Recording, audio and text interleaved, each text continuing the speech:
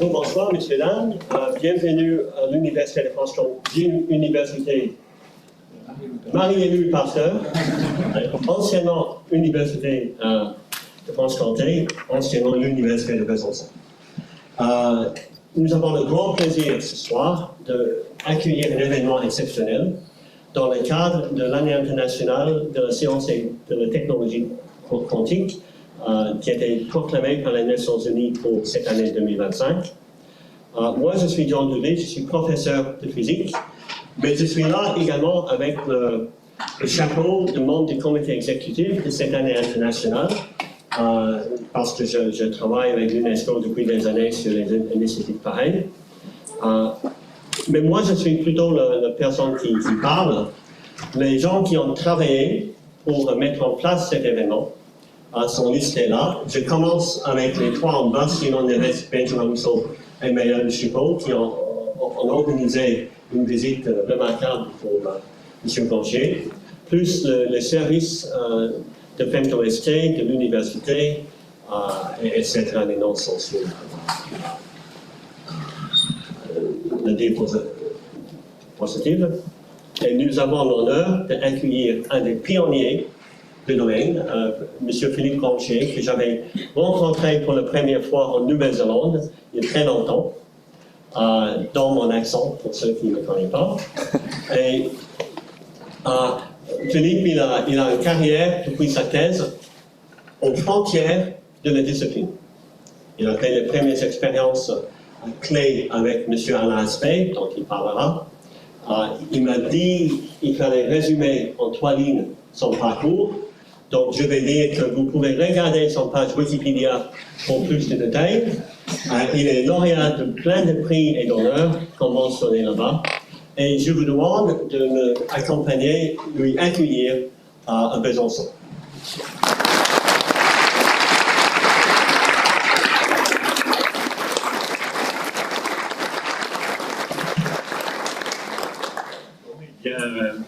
Bienvenue à tous, bonsoir, merci à John pour ses éloges. Merci aussi à l'accueil de FemtoST et de l'université, dont je ne prononcerai pas le nom, mais vous la connaissez tous. C'est vraiment très bien organisé, je suis très heureux d'être ici. Bon, je me représente en quelque sorte, donc je m'appelle Philippe Blanchet, je travaille toujours à l'Institut d'Optique à Orsay. Alors si vous ne connaissez pas l'Institut d'Optique, une petite carte, l'Institut d'Optique se fait partie actuellement d'un immense campus qu'on appelle l'Université Paris-Saclay, qui est au sud de Paris. Donc les vieilles expériences que je vais vous présenter ont été faites à l'Institut d'Optique Théorique et Appliquée, qui est le bâtiment qu'on voit sur l'image ici. Et en 2007, nous avons déménagé sur quelques kilomètres vers un nouveau bâtiment à Palaiseau, qui s'appelle maintenant l'Institut d'Optique Graduate School. On a aussi changé de nom, aussi changé de logo. Et donc je vous présenterai à la fois des expériences anciennes qui ont été réalisées en fait dans les années 80 dans l'ancien bâtiment, et puis des expériences plus récentes réalisées à Palaiseau. Donc je vais vous parler de physique quantique. Donc physique quantique, c'est, on appelle ça aussi mécanique quantique, c'est une théorie qui a été donc élaborée essentiellement dans les années 20, depuis le début du XXe siècle, et qui fête cette année, comme l'a dit John, son 100e anniversaire. En 1925, en fait, il y a eu des articles extrêmement célèbres qui ont été publiés par Schrödinger et Heisenberg, qui ont trouvé en parallèle des formalismes mathématiques qui expliquaient des tas de choses qu'on ne comprenait pas avant. Et ces formalismes semblaient très différents, mais ensuite on a compris en fait que c'était deux formes des mêmes équations. Alors c'est associé aussi à d'autres grands noms, Dirac, Bohr, etc. Je vais bien dire à mes étudiants que la mécanique quantique est un candidat au titre de plus grande aventure intellectuelle du XXe siècle. Si on y réfléchit un peu, c'est beaucoup plus surprenant que la relativité, par exemple, qui est déjà surprenant, ou que la psychanalyse, ou que d'autres choses qui sont des aventures humaines intellectuelles. Mais là, on est allé très très loin dans le bouleversement des concepts, en fait. Et cette théorie est en fait à la base de notre compréhension du monde qui nous entoure. Sans la mécanique quantique, on n'y comprendrait rien. Donc si vous avez probablement entendu parler d'électrons et de noyaux, un atome c'est un électron qui tourne comme ça, mais si l'électron tourne, il émet de l'énergie, il émet de la lumière. Et s'il émet de la lumière, il perd son énergie et tombe sur le noyau. Donc si on fait une description classique, comme une petite planète d'un électron qui tourne autour d'un noyau, on ne devrait pas être là. Donc si les atomes sont stables, finalement, c'est expliqué par la mécanique quantique. Donc c'est la stabilité et structure de la matière, la lumière, je vais beaucoup en parler, les interactions entre la lumière et la matière, tout ça est très bien expliqué par la mécanique quantique, donc c'est vraiment un succès scientifique colossal. Et il y a en plus d'innombrables applications, le transistor, tout ce que j'ai à la main, en gros, le laser qui éclaire ici, voilà, sont tous des objets, des technologies issues de la mécanique quantique. Donc tout baigne, comme on dit, tout va bien, mais, il y a un mais bien sûr, la mécanique quantique conserve un caractère mystérieux. C'est une théorie non déterministe, il y a un aléatoire fondamental qui s'introduit, je vais en parler beaucoup, non local aussi, il y a des trucs un peu bizarres qui se passent, et je vais en parler aussi. Il n'y a pas de correspondance simple entre les objets quantiques et le monde macroscopique, vous avez peut-être entendu parler des chats de Schrödinger ou des choses comme ça, et tout ça... En fait, depuis 100 ans, on l'a toujours. Ces problèmes conceptuels sont toujours là, et je vais bien sûr essayer d'en parler un peu. Donc depuis, il y a quelque chose qui s'est passé aussi dans les années 1980, c'est que la mécanique quantique a changé beaucoup de choses depuis longtemps, les transistors, les lasers, c'est déjà assez ancien, mais ce qui s'est passé, et je vais en parler beaucoup dans les années 80, c'est qu'on a eu un accès direct au monde des atomes, des photons et de tous ces petits objets bizarres. Et quand on les voit, ils ont des propriétés bizarres et toutes ces propriétés sautent aux yeux. Elles deviennent des évidences expérimentales, même s'il faut se fatiguer un peu pour les voir, mais vous allez voir, pas tant que ça. Et le fait qu'on ait accès à ces objets microscopiques a changé un peu l'univers des physiciens, et maintenant on baigne là-dedans en quelque sorte. Donc je vais essayer d'illustrer tout ça en utilisant justement des expériences relativement simples qui vont beaucoup faire intervenir les fameux grains de lumière, les photons. Donc, Alain Aspect, donc je vais parler aussi, a introduit ce terme de deuxième révolution quantique, qu'on est en train de vivre encore, qui a démarré il y a une quarantaine d'années, mais qui n'est certainement pas fini. Et j'en reparlerai dans la suite. Donc, pour commencer, la lumière, onde ou particule, vous avez peut-être déjà posé la question, qu'est-ce que la lumière? C'est une très vieille question. Le photon, c'est étonnant, deux photons, c'est encore pire. Et puis, il y a aussi des atomes. Bon, voilà, donc ça fait de quoi jouer. Donc la lumière, onde ou particule? Donc c'est une très très vieille question. Les Égyptiens avaient une opinion là-dessus. Donc c'est la stèle de Tapéret que vous pouvez trouver au Louvre. Donc à droite c'est la princesse Tapéret qui prend un bain de soleil. Le dieu Ra lui envoie ses rayons qui apparaissent comme une pluie de fleurs. C'est sympathique, pourquoi pas? La lumière est une pluie de fleurs. C'est une image égyptienne. Alors, on passe à l'ère scientifique, disons au XVIIe siècle. Et tout de suite, c'est la foire d'empoigne. Les gens ne sont pas d'accord. Descartes, en France, Huygens, aux Pays-Bas. L'un dit que la lumière est faite de particules, et l'autre dit que la lumière, non, c'est une onde. Ils ne sont pas d'accord. XVIIIe siècle, ça évolue un peu parce qu'il y a Newton, le Newton de la gravitation et tout ça, qui décide que la lumière est faite de particules. Et comme il a une autorité colossale, c'est fini, c'est des particules. Le problème est réglé. Mais pas de chance. Au XIXe siècle apparaissent Thomas Young, un expérimentateur anglais, Augustin Fresnel, un théoricien français, qui établissent de manière à peu près certaine que non, la lumière est une onde. C'est raté, Newton s'était trompé. Alors Maxwell, c'est un théoricien anglais qui a mis tout ça en forme, qui a élaboré ce qu'on appelle maintenant les équations de Maxwell, qui sont vraiment un monument de la physique, qui expliquent toute la lumière ordinaire, disons. Et donc, à nouveau, le problème était réglé. Fin du 19e, évidemment, patatras. 1900, Planck nous dit, non, en fait, raté. Il y a des petits grains là-dedans, et Einstein a confirmé ça en 1905. Retour inattendu des particules qu'on appelait des photons. Donc, qu'est-ce que la lumière? Bon, j'ai pas encore vraiment répondu, mais on va avancer quand même. Donc, les équations de Maxwell marchaient tellement bien que quand les photons sont arrivés, les physiciens étaient furieux. Ils disaient, mais qu'est-ce que c'est que ça? C'est une grenouille dans la soupe, ça ne va pas. Il faut comprendre. Donc, il y a eu des expériences qui ont été faites, en particulier par Millikan. Donc, il a travaillé à partir de 1905 à 1915, il a fait des tas d'expériences. Il voulait montrer que Einstein s'était trompé, et il a conclu que Einstein avait raison. Il y avait bien des photons. Donc, ils ont eu le prix Nobel tous les deux. Vous voyez, Millikan à droite a l'air pas content, parce que c'était pas ça qu'il voulait trouver. Mais bon, c'était bien ça. Donc, ils ont eu le prix Nobel. Donc, Einstein a eu le prix Nobel en 1921, pas pour la relativité, mais pour l'effet photoélectrique, donc pour cette espèce de théorie qu'il avait faite, qui correspond au fait que il y a des petits grains de lumière qui arrachent des électrons à la matière. C'est ça qu'on appelle l'effet photoélectrique. Expliqué par Millikan ensuite.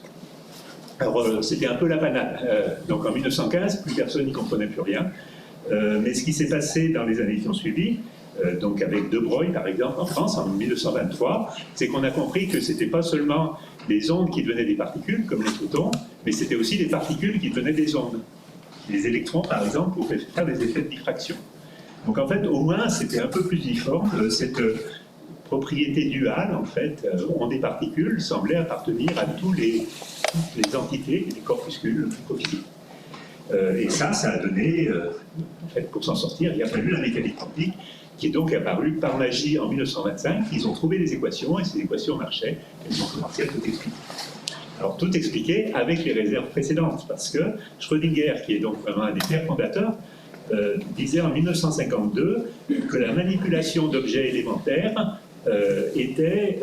entraînerait des conséquences ridicules. Il disait, je crois, ce serait aussi ridicule que de ressusciter un ichthyosaure. Le massif Stark avant la lettre. Il n'y croyait pas. Il pensait qu'en fait, la mécanique quantique décrivait des effets statistiques, des très grands nombres de particules de lumière, de particules d'électrons, d'atomes, mais qu'on ne pourrait jamais les attraper par. Bon, même des grands hommes peuvent se tromper. Et donc, voilà, le cauchemar d'Heisenberg, c'est un pistolet à photons. Donc, chaque fois que je clique, paf, j'ai un photon qui sort. Et un seul photon. Alors, est-ce qu'il faut bien un pistolet à photons? Donc, ce qu'il faut bien comprendre, c'est que les photons, c'est très très petit. Donc, une lampe comme ça émet des milliards de photons chaque seconde. Mais j'en veux qu'un. Donc, comment faire pour en avoir qu'un? Alors, il y a des trucs. Maintenant, c'est très courant, en fait. Il faut un seul atome. Si on a un seul atome, qu'on communique de l'énergie à cet atome, comme l'atome, il a d'énergie limitée, ce qu'il va émettre, c'est un seul photon. Donc, on reporte le problème. Il faut un seul atome. Alors, des atomes, c'est pareil. Il y en a des myriades et des myriades dans n'importe quel petit bout de n'importe quoi. Mais il y a des trucs. Si on prend du diamant, par exemple, dans le diamant, il y a ce qu'on appelle des défauts. C'est-à-dire, c'est des atomes isolés qui sont coincés dans le diamant. Le diamant, c'est du carbone, essentiellement. C'est du carbone très bien arrangé, c'est pour ça que ça brille, mais c'est quand même que du carbone. Et de temps en temps, on rencontre un atome d'azote, c'est N, qui est avec une lacune, un trou. V, c'est pas qu'ainsi. Et ce truc-là, c'est en fait un atome unique qui est coincé dans le diamant. Et si on l'excite, eh ben, il émet un seul photon. Et c'est relativement facile parce que ces petits défauts sont très espacés. On prend un bout de diamant bien sélectionné, puis on fait une petite expérience comme ça. Avec un laser, on excite le petit bout de diamant qui contient un seul centre élevé, et puis ce qu'on récupère, c'est un seul photon. Bon, donc ça marche, on peut faire des sources qui émettent des photons un par un. Alors voilà une petite image qui illustre l'expérience de plus près. Donc ça, c'est l'espèce de pistolet à photons. Donc ça, c'est un microscope. Sous le microscope, il y a un seul petit centre élevé. Et puis il y a un laser qui éclaire le centre élevé. Et puis paf, ça envoie des photons un par un. Alors comment est-ce qu'on s'assure qu'on n'a vraiment qu'un seul photon? Alors ça a pris du temps. En fait, c'est un peu le sujet de ma thèse d'État en 86. Donc on imagine notre source qui émet des photons un par un. Chaque fois que j'appuie sur le déclencheur, j'émets un photon, une petite boule rouge comme ça dans un certain intervalle de temps. Donc comment on est sûr qu'il n'y en a qu'un? Eh bien, ce qu'on va faire, c'est qu'on va en quelque sorte couper le faisceau en deux morceaux avec ce petit machin qui s'appelle un biprisme de Fresnel. Donc il y a une partie du faisceau qui va aller ici, et puis une partie du faisceau qui va aller là.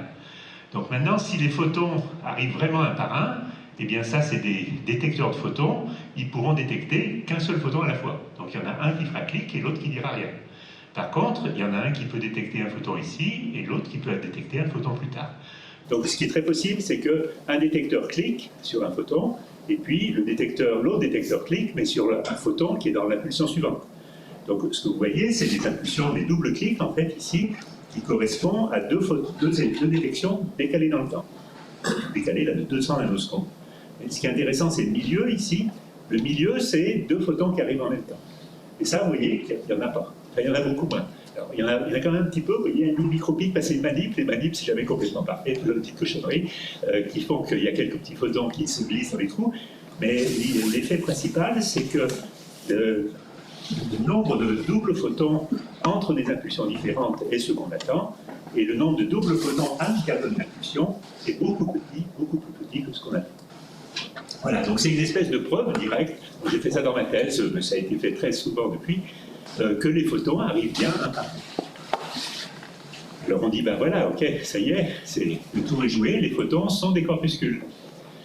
Et puis, on revient quand même, Fresnel, Young, tout ça, qu'est-ce qui leur avait fait dire que c'était des ondes?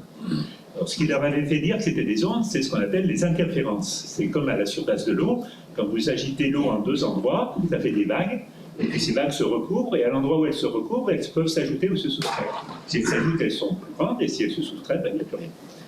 Et ça marche avec la lumière, donc ça c'est Fresnel, ça s'appelle un biprisme de Fresnel.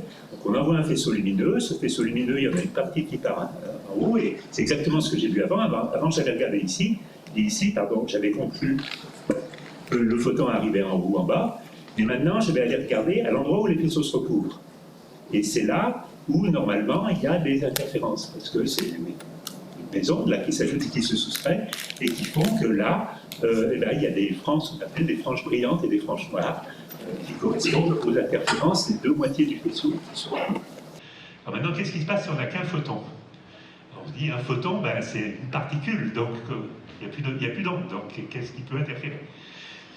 Alors évidemment, les physiciens curieux font la manip. Donc pour faire la manip, c'est facile, c'est la même manip, sauf que maintenant, on met une petite caméra qui regarde ici, à l'endroit où les faisceaux se recouvrent, et où on attendrait des franges. Alors qu'est-ce qu'on voit? Ben, on voit des petits points qui apparaissent. Comme c'est des photons qui arrivent un par un, ben, c'est des petits points qui apparaissent un par un. Donc ça, c'est une vraie expérience qui a été réalisée à l'ENS Cachan par mes collègues, avec des centres élevés, les petits défauts du diamant. Et vous voyez que si on attend assez longtemps, ben, les petits points s'accumulent, et qu'est-ce qu'on voit? Des franges d'interférence. Donc les photons qui arrivent vraiment un par un se comportent chacun, se débrouillent chacun, pour qu'à la fin, quand il y en a beaucoup, on retrouve des figures d'interférence qu'on aurait eues avec un faisceau plus intense. Donc ça, c'est une expérience, une vraie expérience qui a été faite à l'ENS Cachan par des collègues, j'ai pu contribuer ici. Donc vous voyez, on a une expérience qui nous dit c'est vraiment des particules, et puis l'autre expérience qui nous dit mais non, c'est des ondes. Bon, la lumière est-elle une onde pour expliquer les interférences, une succession de particules pour expliquer que, dans mon expérience, il y avait des particules une par une. Ou bien alors ben, on est un peu coincé parce que ces deux concepts sont contradictoires, c'est classique. Alors est-ce qu'on ne pourrait pas dire que ce qu'on voit dépend de ce qu'on fait? Si je demande à la lumière, es-tu une onde? Elle me dit, oui, je suis une onde. Et puis si je me demande, es-tu des particules? Je dis, oui, je suis des particules. Mais ça ne va pas ensemble. Alors bon, il faut se débrouiller avec ça. Bon, alors on va avancer quand même. Donc je vais parler aussi de, parce que ça va m'emmener plus loin, de polarisation de la lumière. Parce que on dit que la lumière, c'est comme une onde, comme une vague sur l'eau. Alors, dans quoi se propage cette vague? Autrefois, on pensait qu'elle se propageait dans un milieu mystérieux qu'on appelait l'éther. On est convaincu maintenant qu'il n'y a pas d'éther. Mais la lumière vibre quand même. Et elle vibre, si elle se propage par là, elle vibre dans une direction perpendiculaire à sa direction de propagation. Si elle va par là, elle vibre comme ça ou comme ça. Mais dans ce plan perpendiculaire, en se propageant par là. Donc, ces petits dessins là, vous voyez. Donc elle peut vibrer sur n'importe laquelle de ces directions, et on dispose de petits objets qu'on appelle des polariseurs. Qui laissent passer une seule direction de polarisation, et donc on dit à ce moment-là que la lumière est polarisée. Et on a aussi des polariseurs à deux voies, c'est un peu la même chose, donc il y a toujours une polarisation qui passe, mais une autre polarisation n'est pas supprimée, mais est déviée. Et alors, ce qui est curieux, c'est que même si on envoie n'importe quelle polarisation, en fait, on n'a que deux qui sortent. Deux polarisations orthogonales, c'est-à-dire une verticale et une horizontale. Si on tourne, on en aura toujours deux perpendiculaires entre elles, mais on n'aura plus tout ce qu'on avait à l'entrée. Donc, ces polariseurs, on peut les fabriquer, mais on peut aussi les trouver dans la nature. Donc, ça s'appelle du spat d'Islande. C'est pour les petites histoires. Si vous aimez les Vikings, c'était les Vikings qui avaient ces cailloux. Et ils s'en servaient pour voir le soleil quand il y avait des nuages, parce que la lumière du soleil et la lumière des nuages est polarisée, donc ils arrivaient à voir le soleil à travers les nuages, c'est au moins ce que dit la légende. Donc ça élimine la diffusion par les nuages, et ils arrivaient en regardant le ciel à travers la calcite, un ciel nuageux, à voir le soleil, ce qui était utile quand on est sur le bateau. Voilà, alors, bon, je vous raconte tout ça, vous n'êtes pas obligé de me croire. Comment est-ce que je peux vous montrer que la lumière vibre transversalement? Alors, je vais essayer de le faire avec une manip, je suis un expérimentateur. Donc pour ça, j'ai besoin d'eau sucrée. Donc c'est de l'eau très très sucrée, c'est un truc qu'on s'appelle la mélasse. Donc c'est de l'eau sursaturée en sucre. Il y a tellement de sucre dedans que c'est tout visqueux, un peu dégueulasse, et les Américains mettent ça sur leur tartine. Mais on peut en acheter et on peut mettre ça dans un tuyau. Et donc vous avez un tuyau qui contient de l'eau très très sucrée. Alors qu'est-ce qui se passe dans l'eau très très sucrée? Donc imaginons que ça monte comme ça, c'est polarisé comme ça. Le sucre a du pouvoir rotatoire, c'est-à-dire la polarisation va tourner. C'est ce qui est représenté ici, elle tourne en hélice à mesure que ça monte. Pourquoi pas? Si j'envoie un laser, par exemple, polarisé, la polarisation va tourner. Non, on ne voit pas, puisque la lumière va par là, et vous êtes par là. Donc, il y a un petit truc supplémentaire, c'est que cette mélasse, elle diffuse la lumière. C'est-à-dire, elle va dévier une petite fraction de la lumière qui va pouvoir aller vers votre œil. Et après, il y a un truc. C'est que, est-ce que vous allez la voir, cette lumière? Donc, si la direction, comme je disais, maintenant, on prend de la lumière qui va vers vous. Donc. Mais si elle va vers vous, forcément, elle doit vibrer dans ce plan-là. Si je prends une lumière qui vibre comme ça, elle va aller vers moi, elle ne peut pas aller vers vous. Donc, si le truc tourne, eh bien, ça va faire quelque chose comme des paquets de lumière. C'est-à-dire, le truc va tourner. Quand la polarisation sera comme ça, elle vient pour aller vers vous, vous la verrez. Quand la polarisation est comme ça, la lumière ira vers vous, et vous ne la verrez pas. Donc, ça fait des espèces de paquets comme ça. Alors, si en plus je fais tourner la polarisation, eh bien, vous allez voir ce qui se passe. Voilà, donc ça, c'est ce que je viens de dire. Là. Donc, ici, vous ne voyez pas, et ici, vous voyez. Et là, voilà, donc ça, c'est une vraie manip faite à l'Institut. Je la montre en cours à Polytechnique aussi. Donc ça, c'est le fameux tube plein de mélasse que vous voyez. Donc, il y a un peu de mécanique, voilà. Et puis, il y a un laser ici. Donc ce laser, là, on le met en marche, quoi. Ce laser émet de la lumière verte, et la lumière verte, elle est renvoyée vers le haut dans le tube. Donc je vais faire tourner sa polarisation, je fais tourner ce bout de plastique, là, comme celui-là, qui fait tourner la polarisation. Et là, ce qui est intéressant, c'est de regarder ce qui se passe dans le tube. Dans le tube, c'est un faisceau de lumière verte. Mais regardez ce qui se passe. En fait, on voit des paquets de lumière qui bougent, tout doucement. Pire que des effets laser. Donc ces paquets de lumière qui bougent tout doucement, c'est en fait une spirale de lumière. On tourne comme ça, parce que je la fais tourner, regardez là on voit bien. Et quand c'est sombre, c'est la même histoire, la lumière vient vers moi, et quand c'est rouge, quand c'est brillant, la lumière va vers moi. Donc bon, ok. C'est ce que je peux faire de mieux comme preuve expérimentale que effectivement la lumière est une vibration sensible. Convaincu, pas convaincu. En tout cas, c'est pas un dessin animé, c'est pas ChatGPT, c'est vraiment une manipulation. Si vous venez à l'Institut de je peux vous la montrer. Voilà, alors donc, ok, j'espère que vous avez compris que la lumière est polarisée. Maintenant, la question, c'est qu'est-ce qui se passe quand on a un seul photon? Parce que le photon, je vous l'ai dit déjà, il ne se partage pas. Donc si maintenant j'envoie un seul photon sur mon polariseur, eh bien, je peux le retrouver ici ou là. Mais j'ai beaucoup de photons, donc à nouveau le photon ne se partage pas. Si je le trouve en haut, je dirais que sa polarisation est horizontale, si je le trouve en bas, que sa polarisation est verticale. Et tout ce qu'on peut dire pour un photon, c'est qu'il va aller soit en haut, soit en bas. Et donc il faut définir des probabilités. Et donc on va définir des probabilités. Donc la probabilité d'aller en haut, ça va être en fait, pour ceux qui savent faire un peu de football, le cosinus carré de l'angle entre la polarisation initiale et la direction du polariseur. Enfin, en haut le sinus carré et en bas le cosinus carré. Donc la somme des deux, ça fait 1. C'est-à-dire le photon va forcément quelque part, mais avec une probabilité qui dépend donc à la fois de son orientation initiale et de l'orientation du polariseur. Pourquoi je raconte tout ça? Parce que ça va me servir dans la suite, mais bon, j'ai trouvé les choses étables. Une autre façon de le voir, c'est est-ce qu'on peut écrire de l'information sur un photon? Ça compte aussi, c'est ce qu'on fait avec XL. Si par exemple, j'ai mon photon qui peut vibrer, j'envoie suivant le trait rouge, là, il peut vibrer comme ça, et je peux décider que vertical, c'est un bit 1, ça code 1. Et puis horizontal, ça code 0. Et ça passe à travers mon polariseur, le polariseur transmet celui-là, réfléchit celui-là, et donc en lisant, en mettant des lecteurs, je peux dire si c'était un 0 ou un 1 qui a été envoyé. Donc là, rien de spécial. Mais si je fais ça, je tourne mon polariseur. Donc il faut faire appel à des probabilités maintenant. Donc il va y avoir 1 ou 0 d'un côté, 0 ou 1 de l'autre, mais je ne pourrais pas dire ça. Ce sera un effet fondamentalement aléatoire. Mais c'est vraiment aléatoire. Donc on dit, Dieu lui-même ne sait pas. S'il savait, ça poserait des problèmes. Et donc ce résultat aléatoire fait que l'information qu'on code sur le photon est très bizarre. C'est une information qu'on peut lire dans certaines circonstances et pas lire dans d'autres circonstances. Donc je peux quand même le lire ici, mais il faut plutôt le polariser. Donc la conclusion, c'est qu'on récupère, on transmet et on récupère de l'information seulement si les orientations du photon qu'on envoie et du polariseur qui traverse sont les mêmes. Alors c'est très étrange, classiquement ça n'arrive pas ça.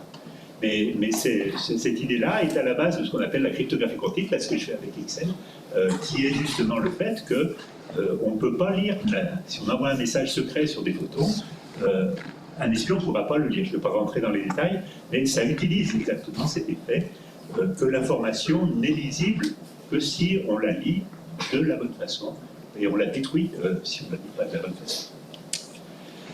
Voilà, bon, je suis allé un petit peu loin, alors je vais revenir un petit peu, je vais résumer un peu tout ça. Que peut-on en conclure? Donc, un photon unique, polarisé, et c'est un objet très bizarre.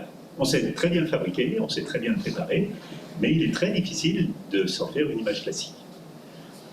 Donc, ses propriétés ne lui appartiennent pas vraiment au sens propre, dépendent aussi de ce qu'on mesure. Si la polarisation est connue suivant cette direction-là, elle est complètement inconnue suivant cette direction-là, on dit en mécanique quantique que ces deux repères sont incompatibles. Et donc, cette espèce d'entité photon peut porter des bits, je l'ai dit, mais elle les porte de façon quantique. Et donc, on appelle ça un bit quantique, un qubit parfois, et ça a des tas de conséquences sur le traitement de l'information. Ça fait de la cryptographie quantique, mais je vais le redire un petit peu avec le fameux calcul quantique, les ordinateurs quantiques, ça manipule une information écrite sur des photons. Et donc, ça ouvre des perspectives qui sont inaccessibles et faciles. Voilà. Donc après, je vais passer à deux photons et c'est encore pire. Comme je perçois une certaine perplexité dans l'Assemblée, je vais faire une petite pause et vous demander si vous avez des questions. Et je répète toujours à mes étudiants, il n'y a pas de questions idéales.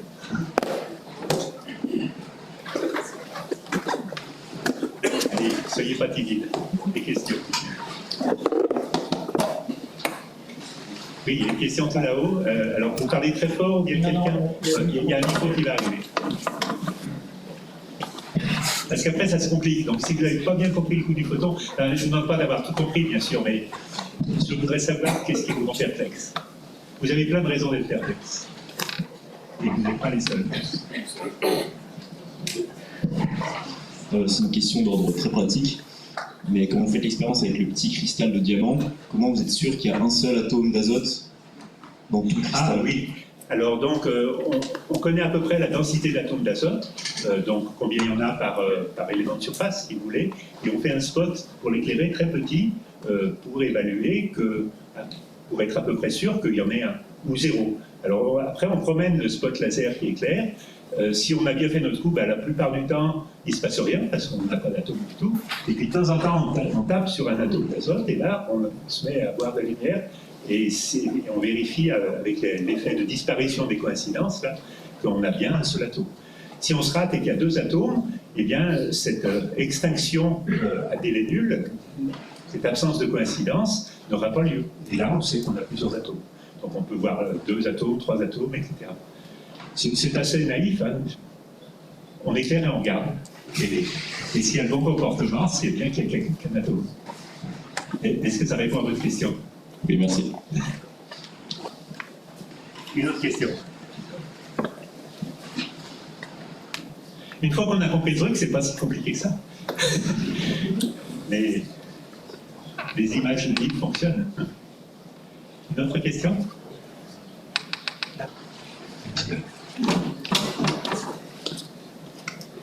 Ce qui est difficile, c'est de trouver le truc, si vous voulez. Comment, alors ça passe par beaucoup d'étapes, qu'il faut un seul atome, etc.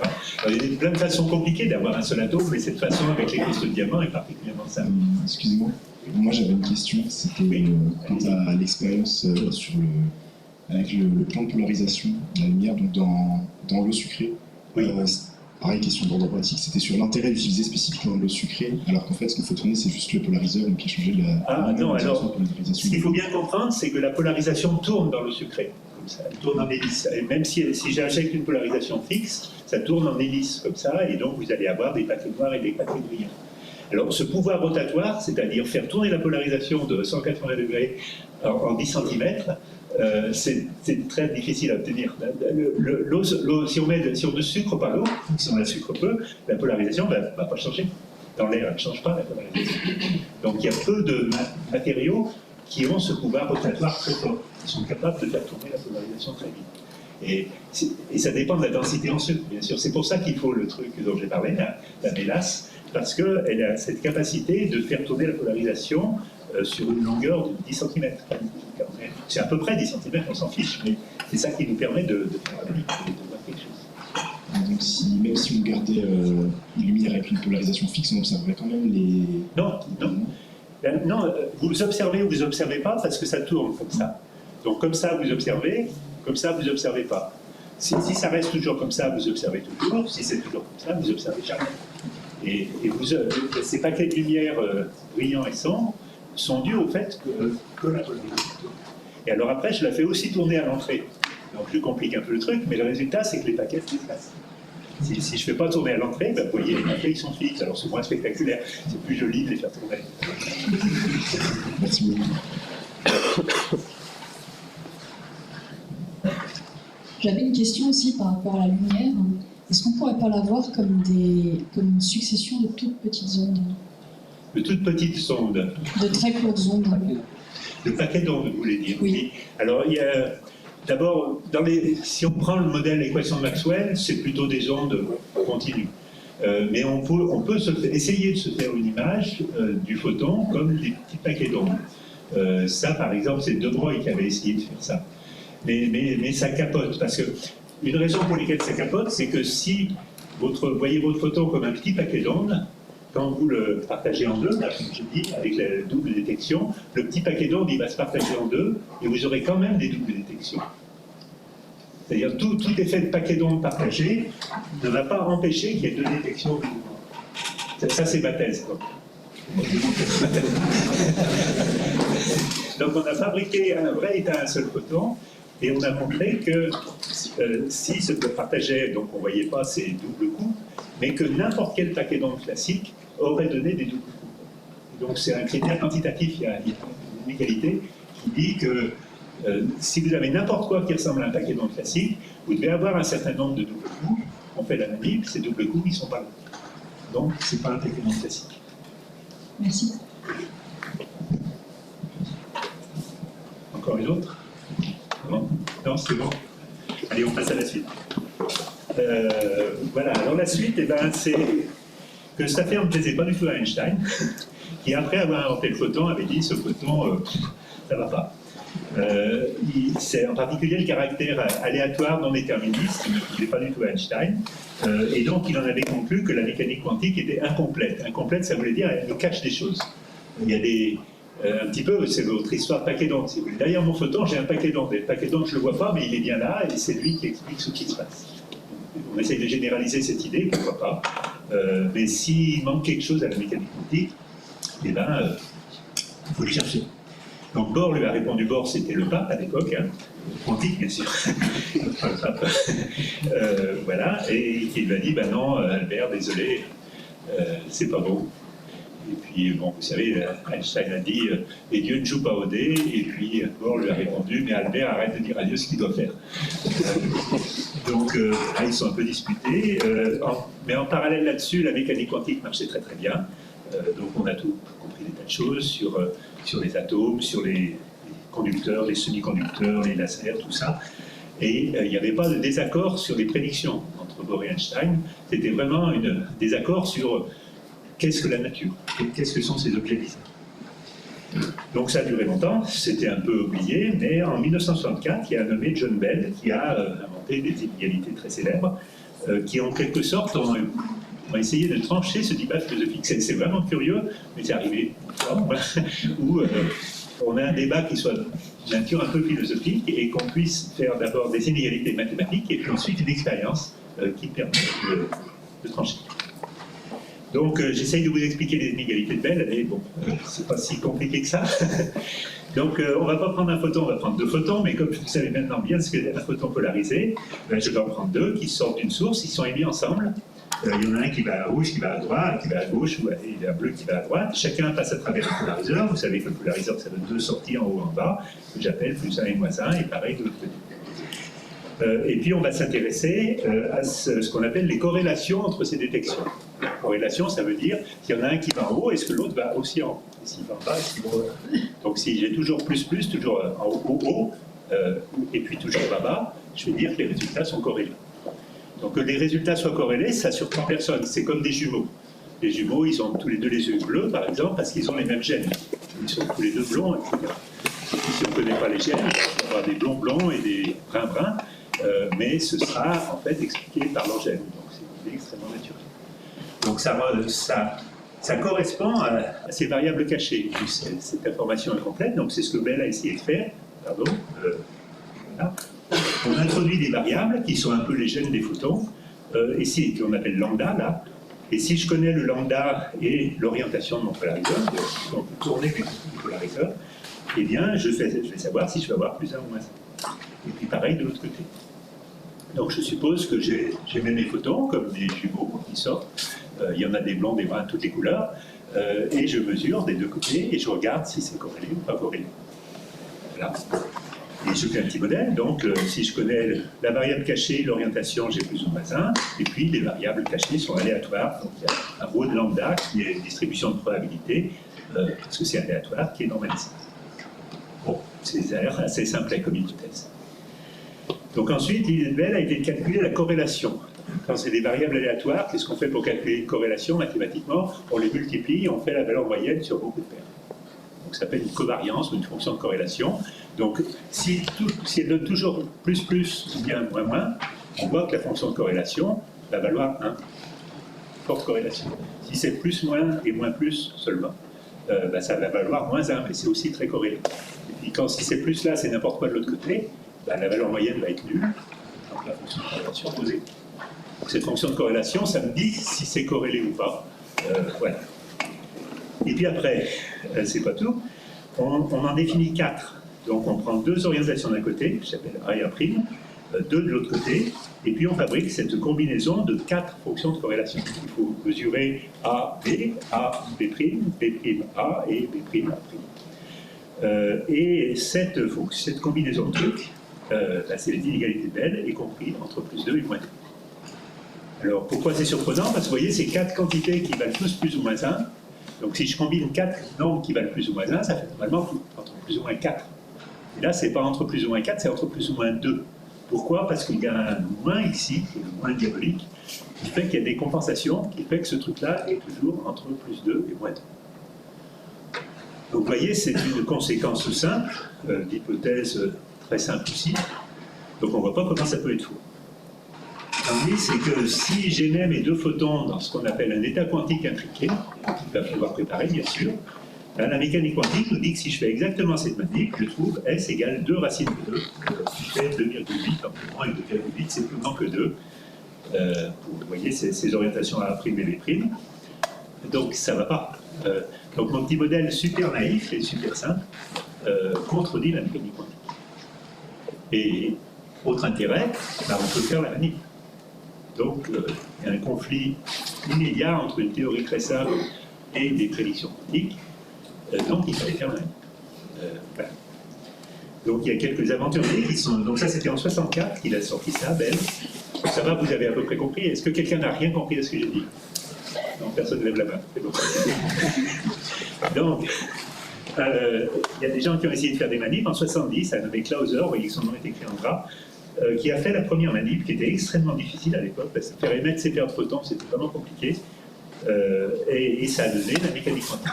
Donc ça violait les inégalités, c'était au-delà de 2. Ça a été refait juste après, d'autres sur la côte, il était à Berkeley, côte ouest, ça a été refait sur la côte est, ça a donné la mécanique quantique. Ah, regarde, Clauser a refait la manip des autres, mais il a retrouvé la mécanique quantique. Puis après, ça a été refait de ces... Donc c'était une certaine confusion. Mais en gros, la mécanique quantique était plutôt favorisée. Donc là, on arrive dans les années 70, et c'est là qu'Alain Aspect a décidé de refaire cette manip en introduisant quelques petits ingrédients supplémentaires liés à la non-localité, sur lesquels je vais revenir après. Voilà, donc ça c'était en 1980, et c'est moi, j'étais en master, on disait DEA à l'époque, et j'ai commencé à travailler sur cette manip. Donc voilà, j'ai passé beaucoup de temps. Alors, comment ça se passe? Eh bien, il faut mettre 2 photons, donc les 2 photons c'est U1, U2. Pour que les atomes, c'est des atomes de calcium, émettent 2 photons, on avait 2 lasers, 2 gros lasers, qui les excitaient là-haut. Ils réémettaient les 2 photons séparés par un intervalle de temps très court. Donc les photons arrivaient par paire, en fait, avec les retards presque ensemble. Alors c'était, vous voyez, il y avait un laser, c'est un laser krypton-ionisé, ça n'existe plus ces machins, si peut-être dans le musée de FEMTO-ST. Là c'était un laser argon-ionisé, donc John m'a montré le miroir arrière d'un argon-ionisé, je sais pas où il m'a sorti ça, enfin voilà. Et avec ces lasers, donc on excitait nos atomes, et puis les photons partaient dans les grands tuyaux, là en plastique, et puis au bout on mesurait les corrélations. D'accord. Alors, on a fait plusieurs manips qui ont fait donc de plus en plus. Donc ça, c'était la toute première manip en 81. Donc il faut donc des polariseurs. Alors des polariseurs comme ça, c'est pas bon du tout parce qu'on perd beaucoup de photons. Donc on voulait que les bons photons passent à coup sûr.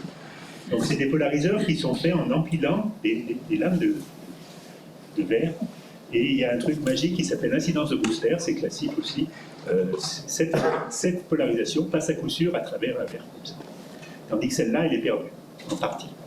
Donc si on met 10 lames, la bonne polarisation passe presque à coup sûr, et la bonne mauvaise est perdue presque à coup sûr.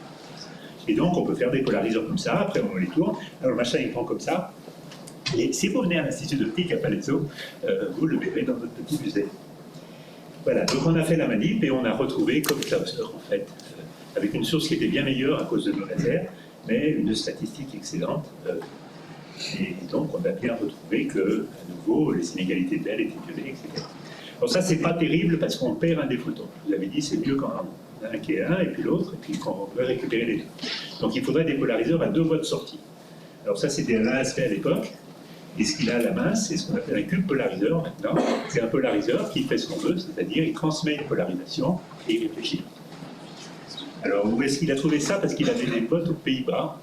Donc, il est parti un week-end vers Amsterdam avec un gros sac. Donc, il est fin des années 70 avec un gros sac vers Amsterdam. C'était un peu louche. Mais il n'avait pas ce que vous pensez dans le gros sac.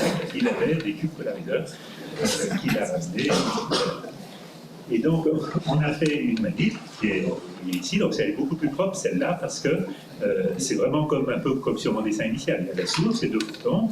Si le photon est polarisé vertical, dans le plan du papier, il passe, il a un clic ici. Et autrement, il a un clic là.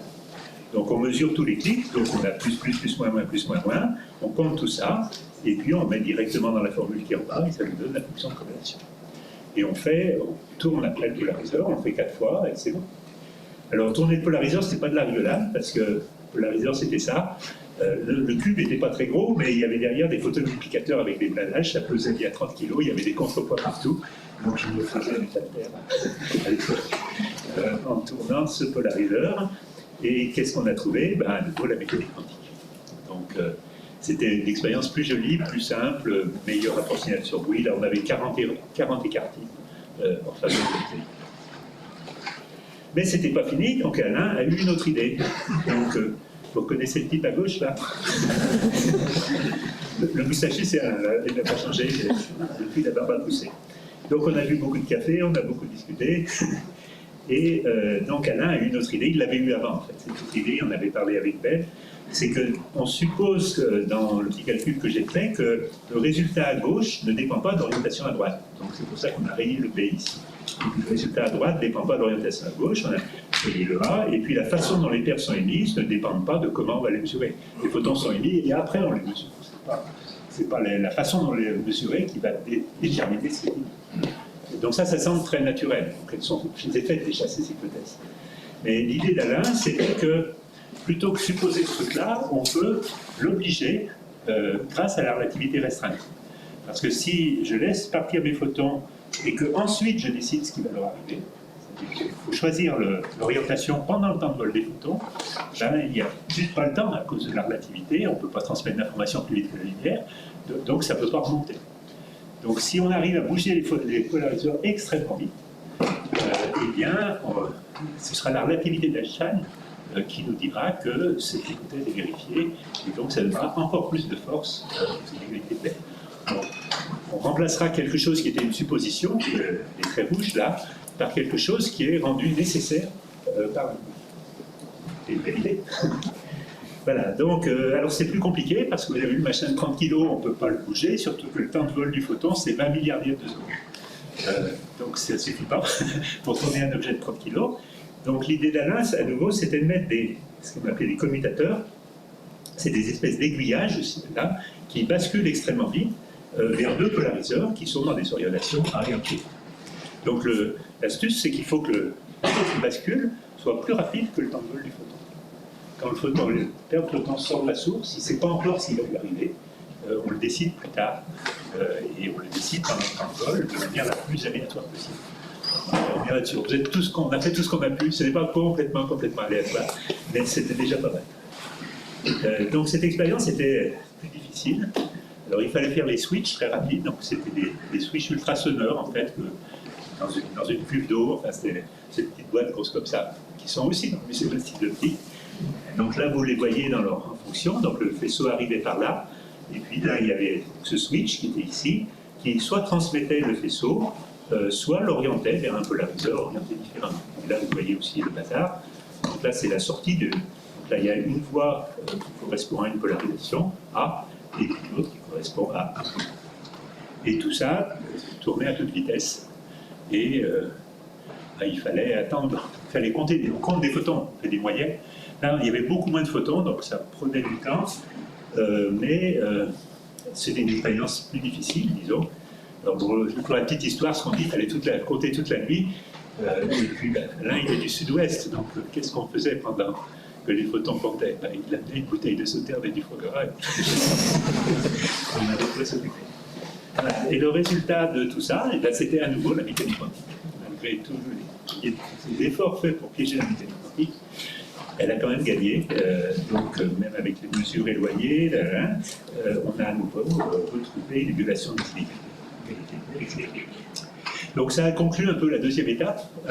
Donc, en introduisant cet élément nouveau, lié donc, à un test de la non-localité quantique, c'est comme ça qu'on dit maintenant, à nouveau, la mécanique, la corrélation subsiste. Alors après, ça a continué. Il y a eu, parce qu'il y avait encore des petits défauts, on manquait beaucoup de photons.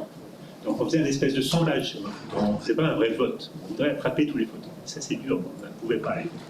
Mais il y a eu beaucoup de développement. Et puis finalement, en 2015, il y a sont apparus ce qu'on appelle des expériences sans échappatoire. D'ailleurs, tous les défauts possibles étaient corrigés à un point où il n'y avait plus de moyen logique d'échapper à la conclusion.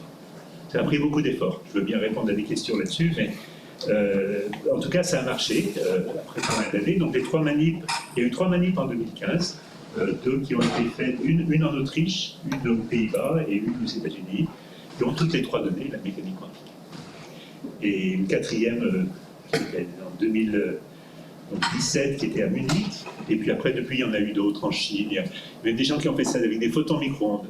Les photons micro-ondes, c'est compliqué, mais en tout cas, c'est des tuyaux qu'il faut réfrigérer à une petite fraction de degré de Kelvin, et puis il faut toujours basculer, donc il faut faire des tuyaux de 40 mètres, réfrigérer à l'hélium. Bon, mais ça a été fait aussi, et dans tous les cas, la mécanique quantique. Donc Alain a écrit cet article, donc vous voyez, fermer la porte sur le débat Bohr-Einstein, avec une petite phrase, donc en choisissant donc les orientations aléatoirement, donc les équipes ont montré qu'il n'y avait plus le choix. Donc les inégalités de Bell sont violées et ça ouvre la porte à de nouvelles choses qu'on appelle les technologies quantiques, et donc je veux dire un mot. Donc la conclusion, c'était que les hypothèses, qu'on appelle aussi le réalisme local, les hypothèses très simples qui permettent de dériver des inégalités de Bell ne sont pas vérifiées par l'expérience. Alors, qu'est-ce qui s'est passé après? Un grand événement a suivi. Hop. Donc, voilà, nos 3 héros dont les noms étaient en gras ont eu le prix Nobel en 1922. Donc, Alain, John Clauser qui était vraiment le premier, Alain, et puis Anton Zaliger qui a fait une des 3 dernières expériences. Alors ensuite, une autre petite photo. Alors ce ne sont pas les 3 prix Nobel. C'est Alain et ses 2 étudiants de l'époque. Donc le barbu à droite, vous connaissez. Et l'autre à gauche, c'est Jean Dalibard, donc, qui est actuellement professeur au Collège de France, qui a fait une brillante carrière sur les condensats de Einstein. Mais en fait, on était les 2 thésards qui ont contribué aux 3 expériences citées dans le comité Nobel. Donc j'ai eu le plaisir d'aller à Stockholm. Très impressionnant. C'était une belle semaine, et vous voyez comment il faut s'habiller là-bas. Ok, donc après, on revient les pieds sur terre.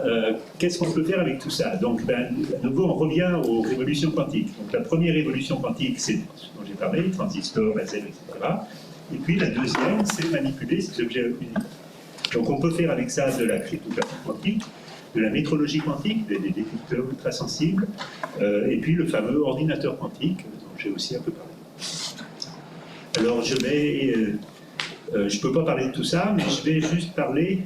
Donc, c'est le petit carré bleu, la simulation quantique, qui correspond à des expériences qu'on a fait au labo. On aime toujours parler de ces expériences. Les atomes là-dedans. J'ai beaucoup parlé de photons, mais j'ai peu parlé d'atomes. Je vous ai dit, ok, il y avait mon petit atome dans le diamant. Mais une question intéressante pour un physicien, est-ce que je peux attraper un atome comme ça, le tenir et le bouger comme ça, piéger un seul atome? Donc en fait, on peut le faire. Donc l'idée, c'est qu'on va prendre un faisceau laser, que vous avez ici, on le focalise très fort avec une lentille, donc on fait un point très très petit, qui est bien désaccordé par rapport à l'atome, et à ce moment-là, ce tout petit point se comporte comme un puits de potentiel, c'est-à-dire c'est un trou. Donc si j'ai un atome qui arrive, c'est comme un cycliste, il va tomber au fond du trou, et comme il a de l'élan, il va ressortir de l'autre côté. C'est bête. Donc ce qu'on fait, c'est qu'on fait ça, et puis quand l'atome tombe dans le trou, on met un autre laser qui freine l'atome. Donc ce qu'on appelle une mélasse optique, comme ma mélasse tout à l'heure, mais là c'est que de la lumière, et la lumière ralentit l'atome. Donc vous avez le cycliste qui tombe dans son trou, et puis au fond du trou, il freine à mort. Qu'est-ce qu'il fait? Il reste dans le trou. Si on a 2 lasers, un qui piège et un qui ralentit, eh bien, on peut imaginer qu'on va attraper un seul atome au fond du foyer de faisceau laser. Comme ça, c'est bon, on dit ouais, why not? Mais ça marche en fait. On a fait ça à l'Institut, donc on avait fait un objectif qui focalise très très fort, millième de millimètre, limite de diffraction, on l'avait appelé Migou. Je ne sais pas si j'ai demandé aux étudiants s'ils connaissent encore Tintin. Dans Tintin, Migou, c'est ça. Migou, c'est lui-là. Donc notre Migou à nous, ça voulait dire microscope de grande ouverture. Donc c'est l'objet qui est ici à gauche. Donc c'était un gros microscope, et qui faisait un spot très petit. Et donc on regardait le spot central, et vous voyez que ce spot central, ici là c'est l'image qu'on voyait sur une caméra. Il y a un petit point rouge au milieu qui est juste un tout petit piège qui s'allume et qui s'éteint. Et donc en 3D, ça donne ça, vous voyez, un truc qui fait pip, et puis c'est s'en va, et puis pip, et puis c'est s'en va. Et alors on peut, avec un photodétecteur, à nouveau un compteur de photons, compter les photons qui sortent, et c'est pareil, au niveau du point rouge, vous voyez qu'il y a un niveau bas, qui est le point noir ici, et puis un niveau haut qui est le point rouge. Donc là on a des photons, on les compte, on sait combien il y a, et on calcule à quoi ça correspond, cette lumière qui sort. Et on voit que c'est la fluorescence d'un seul atome. Si j'ai un seul atome dans mon affaire, là, c'est exactement ce que je vois. J'ai dit, c'est un seul atome. Donc c'est 0, 1, 0, 1, 0, 1. Alors, si c'est 0, 1, pourquoi pas 2? Parce que j'ai des atomes qui tombent dans mon piège et je pourrais très bien en faire tomber 2. Donc on a un peu réfléchi, on a fait des petits calculs, et en fait ce qu'on a compris, c'est qu'il y a bien un deuxième atome qui rentre, mais quand il y a un deuxième atome qui rentre, le piège est tellement petit qu'il y a une collision, qui fait une espèce de mini-explosion et 2 atomes sortent. Donc en fait, un deuxième atome qui rentre, ça ramène à 0. Donc c'est un mécanisme autobloquant qui fait que notre piège automatiquement se remplit à 0 ou un atome. C'est fabuleux, non? On était contents quand on a vu ça, donc on a publié ça dans Nature, le journal prestigieux, et puis on avait un piège, on pouvait piéger un atome. Pourquoi pas faire plusieurs pièges? Donc tout de suite après, on a fait 2 pièges, 3 pièges, 5 pièges, et on avait des atomes qui étaient donc tenus au bout du faisceau laser. Comme ils sont tenus au bout d'un faisceau laser, si on bouge le faisceau laser, on peut faire bouger l'atome. Donc on a fait ça aussi, vous voyez, on a fait des petits ronds à nos atomes. Alors c'est tout petit tout ça, vous voyez, la la distance ici, c'est de l'ordre du micron, quelques microns, quelques millièmes de millimètre. Mais le microscope, c'est un microscope. Donc le microscope qui vous permet de regarder les atomes grossit cette image. Et donc les atomes qui forment des petits trucs au milieu, on les voit très grossis, et c'est comme ça qu'on les voit sur notre caméra. La vraie taille des pixels de caméra est beaucoup plus gros parce qu'il y a eu un grandissement entre ce qui se passe dans l'enceinte, devant le microscope, et puis ce qu'on observe à la sortie. Ça va? Tout est clair? Plus ou moins. Après, on s'est dit, là j'étais directement impliqué dans cette expérience. Après, ça a été un peu pris en main par un collègue qui s'appelle Antoine Bouès, et on s'est dit, bon, 3 pièges, c'est encore un peu ridicule, pourquoi pas avoir beaucoup de pièges? Alors, beaucoup de pièges, ça devient un peu difficile parce qu'il faut plein de faisceaux, mais il y a un truc magique en optique qui s'appelle l'optique de Fourier, qui a été inventé à Besançon, d'après ce que m'a dit John, qui est qu'on peut fabriquer une espèce d'écran ici, qui est la transformée de Fourier des pièges qu'on veut voir. Et si on envoie le faisceau laser sur cet écran, ce qu'on va avoir au centre de l'enceinte ici, c'est un ensemble de pièges qui est défini par la structure qu'on a mis sur l'écran du micro. C'est une espèce de mini-hologramme. Donc vous voyez, si l'hologramme a cette forme-là, les spots qu'on obtient, c'est 4 spots. Il y a ça, c'est 9, et puis là, c'est marron, et puis voilà. Donc on peut en fait programmer une structure de spots. Donc ces spots sont séparés de quelques millièmes de millimètres, mais on peut les programmer, les contrôler en contrôlant l'écran. Il est à l'extérieur de l'écran, donc c'est juste le faisceau laser qui se réfléchit. Après, ça rentre dans l'enceinte. Et si on regarde ce qu'il y a dans l'enceinte, on a des spots comme ça. Et puis à droite, on remplit un spot avec des atomes. Et on a un ensemble d'atomes piégés à la demande, et toujours un atome par spot. Donc ça, vous voyez, toute première année, c'est en 2001, celle-là, c'est marqué ici en 2014. Voilà où ils en sont maintenant. Donc c'est des matrices de 200 atomes, exactement un atome par piège, complètement programmable, et ça prend quelques millisecondes pour fabriquer ces systèmes. Alors à quoi ça sert? Je vais vous dire après. Mais après, les physiciens aiment bien s'amuser aussi, donc là on peut faire des ronds, on peut faire des hexagones. Bon, c'est un peu banal. Là, qui sait? Alors, qui sait? Ben, c'est la Joconde. Plus difficile. Là, qui sait? Oui, c'est Alain. Voilà. Et ça, c'est vraiment des atomes. C'est des photographies d'atomes individuels. C'est pareil, si on est à l'Institut d'optique, on descend sur la manip et vous verrez les petits atomes qui finissent. Alors, à quoi ça sert? Évidemment, c'est rigolo quand même. Mais ce qui est vraiment intéressant, c'est qu'une fois qu'on a ces réseaux d'atomes, on peut les faire interagir de manière programmée. Là, je ne vais pas rentrer trop dans les détails, mais tous ces atomes, ils sont ce qu'on appelle dans l'état fondamental, ils ne sont pas excités, ils sont dans le piège, et là, ils n'interagissent pas. Mais on peut les exciter avec des faisceaux laser de manière à leur communiquer des très grands dipôles. C'est-à-dire, c'est des espèces de petits dipôles électriques. Et à ce moment-là, ils interagissent de manière programmée. Donc je peux prendre 2 de mes atomes, les éclairer, je les monte, et là, ils se coupent, et puis on descend. Et donc ça fait des espèces de petits aimants programmables, à interaction programmable. Et ça, c'est très très intéressant, parce que ça permet de simuler, par exemple, ce qui est marqué à droite, là, qui est un Hamiltonien leasing, c'est des spins couplés, des petits aimants couplés. On peut les représenter, les simuler par nos atomes. Donc ça peut servir à étudier le magnétisme, à étudier des molécules, le transfert de molécules biologiques, par exemple, la supraconductivité, et c'est tout un domaine qu'on appelle artificial quantum matter. Donc ce qu'il faut bien comprendre, c'est que par exemple, si vous prenez un supraconducteur, il y a aussi des effets quantiques, mais c'est des effets quantiques sur des structures électroniques. La distance entre les électrons, c'est l'angstrom. C'est pas possible d'aller voir. Là, nos petits réseaux, c'est micron, c'est 1000 fois plus gros. Donc on a une espèce de modèle 1000 fois plus gros d'un solide qu'on peut complètement contrôler, parce qu'on peut aller voir ce qui s'y passe et le programmer, etc.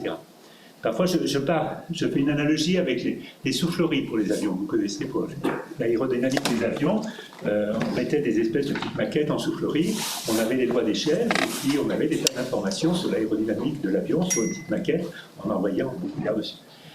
Là, c'est un peu pareil. On fait une simulation d'un système quantique par un autre système quantique. Et la différence, c'est que tout est quantique. Donc cette idée-là, c'est en fait, c'est Feynman, Richard Feynman, qui est un des grands génies de la physique, qui a eu l'idée en 82. En 82, c'était pendant qu'on faisait nos manips d'inégalité de Bell. Donc finalement, les choses ont bien convergé. Et vous voyez que maintenant, on sait faire réellement. Feynman avait compris que quand on a un système quantique compliqué, en fait, on ne sait plus faire les calculs classiquement. Alors, ça épuiserait n'importe quel ordinateur classique. Mais par contre, un système quantique peut reproduire un autre système quantique. C'est cette idée qu'on appelle simulation quantique. Et maintenant, ça marche. Il y a une compétition infernale là-dessus. Je vais en dire un petit mot aussi. Alors oui, question là. Donc, quand tout marche bien comme ça, qu'est-ce qu'on fait de nos jours? Allez, lancez-vous. Hein? Plus fort? Oui, on crée une start-up. Donc, qu'est-ce qu'ils ont fait, mes collègues? Ils ont créé une start-up. Voilà. Alors, je ne suis pas là, mais je suis pas loin. Voilà, il s'appelle Pascal, comme vous connaissez encore Alain. Donc, Georges Raymond, c'était en fait Montésar qui travaillait avec moi en 2001 quand on a fait les premiers déchets Atome. Donc, Antoine, c'est lui qui dirige la manip, Antoine Bouès, et puis Thierry Lahaye travaille aussi, et puis Christophe Jurzac est un personnage important parce que c'est lui qui finance. Voilà, alors, donc on peut faire des simulations quantiques, et puis il y a plein de réflexions actuellement pour étudier des effets de simulation, par exemple de simuler des problèmes en transposant ça sous la forme d'atomes qui interagissent, et donc en étudiant ces atomes en interaction, on peut avoir des informations utiles sur des systèmes plus compliqués. Alors, bon, la finance, les réseaux électriques, je me prononcerai pas. Mais en tout cas, il y a beaucoup de travaux qui là-dessus. Alors non seulement il y a beaucoup de travaux, mais c'est pareil, quand vous avez une bonne idée et que ça marche bien, là, de nos jours, c'est pareil, c'est une compétition infernale. Donc, c'est pas que vous qui avez l'idée de créer la start-up. Il y a un nommé Michel Houdin, qui est à Boston, qui est assez diabolique, qui a créé QERA. Aux États-Unis, il y a aussi Inflation, il y a aussi il y en a une autre à Berkeley, et puis il y en a une autre qui s'appelle Planck, avec un Q. C'est pas CK mais QC, qui a été créé à Garching à Munich par un nommé Emmanuel Bloch, qui n'est pas un enchant. Voilà, donc tout ça est très très actif. Et puis je pense que je vais m'arrêter là. Donc vous voyez donc, tout ce qui se passe. On a un beau site web, qt.eu, le plus petit acronyme pour un site web. Et puis voilà, le futur est quantique. La porte est ouverte. Je vous remercie pour votre attention.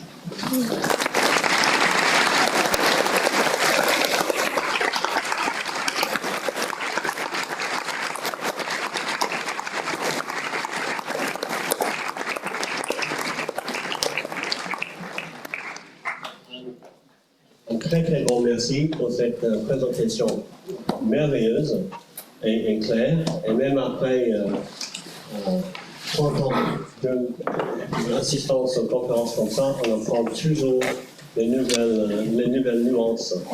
Alors, nous avons beaucoup de temps pour questions. Et après, pour ceux qui s'adressent, on peut descendre à jouer avec un petit peu d'expérience. Donc, on commence avec les questions. Alors, il y a M. Frely.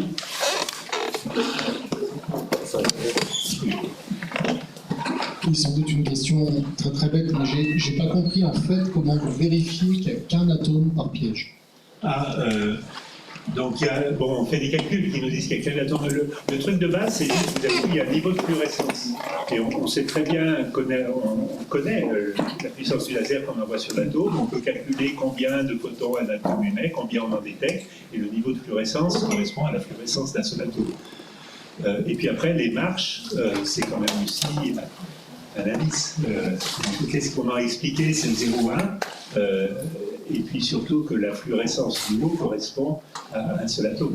Alors après, bien sûr, on s'est amusé à jouer un petit peu, parce que je vous ai dit, un atome chasse l'autre. Donc, mais après, on s'est dit, on va bourrer, comme des ânes, comme on dit, on va mettre beaucoup d'atomes. Et si on met beaucoup d'atomes, ça clignote de plus en plus vite, jusqu'au moment où ça clignote plus, ça part vers le haut. Et là, on sait qu'on amène les atomes tellement vite que les collisions n'arrivent plus à les retirer. Mais le régime de blocage, là où ça clignote, est très vaste. En fait. Donc ça fait quand même beaucoup d'indices. Et puis après, je veux dire, maintenant, il n'y a vraiment plus photo. Il y a des dizaines de groupes dans le monde qui font ça. Oui, non, c'est vraiment qu'un seul atome, je le jure. Alors, d'autres questions? Je suis sûr qu'il y en a beaucoup. Voilà, alors je ne sais pas comment. Voilà. Voilà.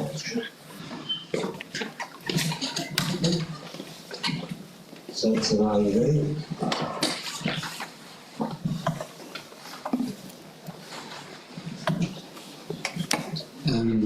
Vous êtes capable de piéger tout type d'atomes avec votre piège ou il y en a qui ont des réactions assez particulières?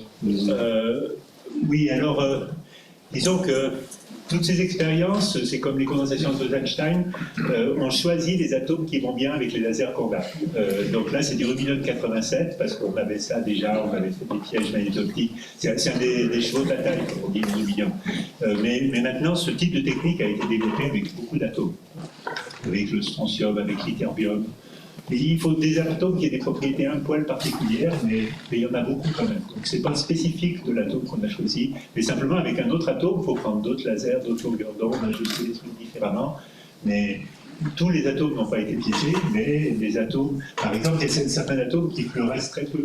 Et là, c'est important de pouvoir se coupler, que la lumière se couple bien à l'atome. C'est des problèmes qui sont aussi reliés au refroidissement radiatif.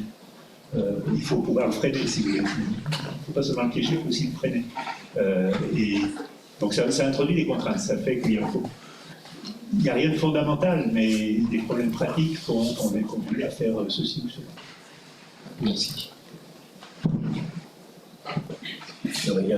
Il y avait deux questions de ce côté de l'ampli, donc je pense que c'est le tour de ce côté-là.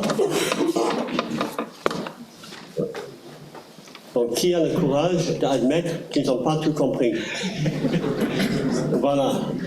Une question? Donc, pas tout compris. Il y a une question juste là. J'ai une question à propos du comportement du photon. Oui. Comme nous savons dans la physique quantique, le phénomène il change quand on l'observe. Oui. Je voudrais savoir si le comportement du photon est affecté quand on l'observe.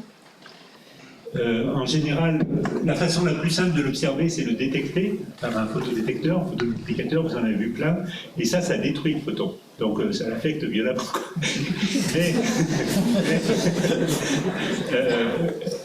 On peut faire autrement.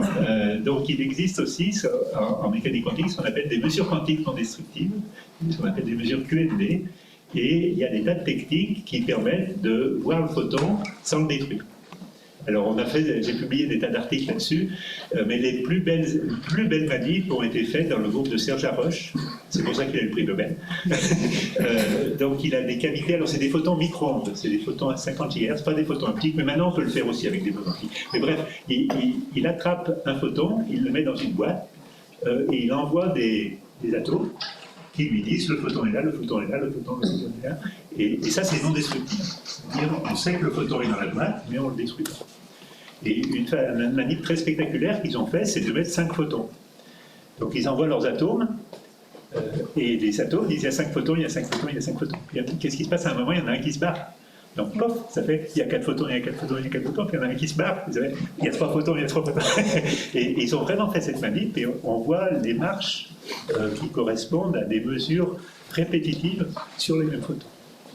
Alors, il y a plein de ruses partout, parce qu'il y a des relations d'incertitude. Si on détecte un photon, forcément on brouille la phase, parce que c'est la quantité conjuguée, il y a des relations de Heisenberg, etc.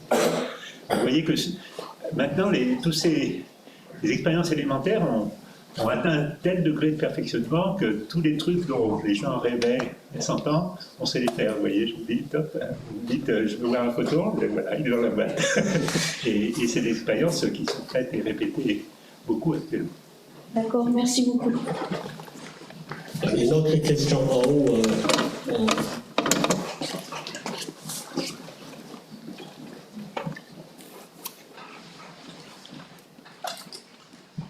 Bonsoir.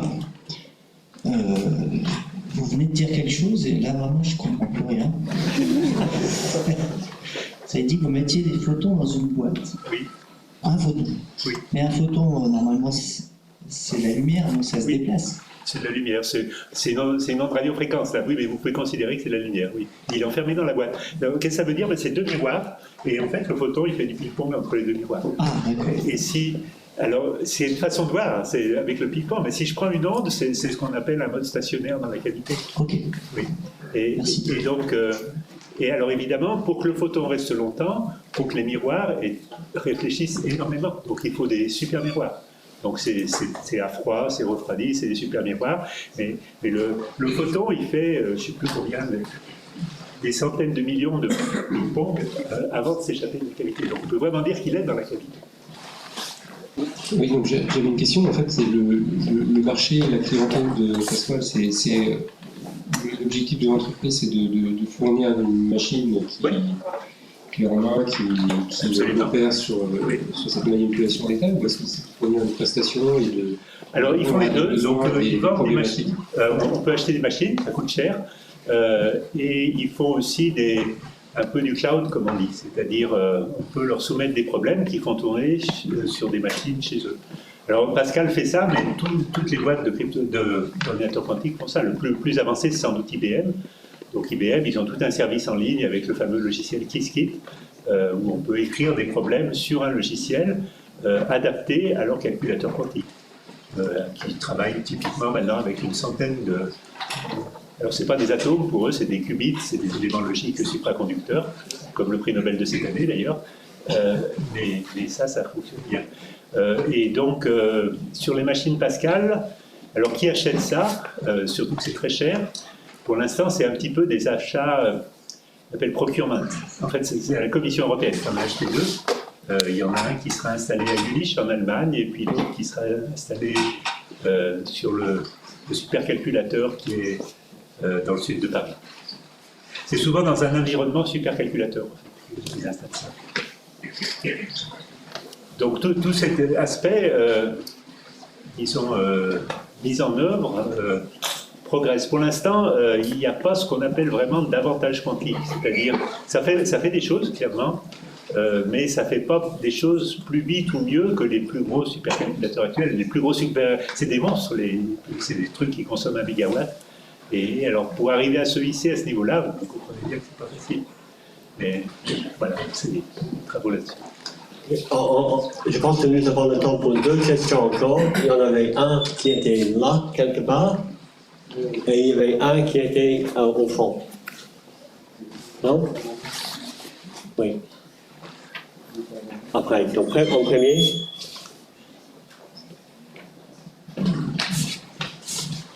Bonsoir. Moi, je me demandais, vu les progrès qu'on a vus sur les dernières 100 années, qu'est-ce que vous imaginez ou qu'est-ce que vous souhaiteriez qu'on voit dans les prochaines 100 années à venir? C'est une question. Je crois que c'est tout dit à l'aide, les prédictions sont difficiles, surtout quand elles concernent le futur.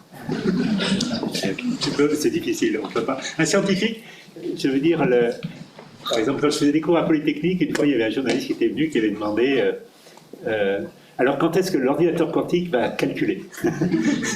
Alors j'ai dit à mes polytechniciens, ce n'est pas une question scientifique.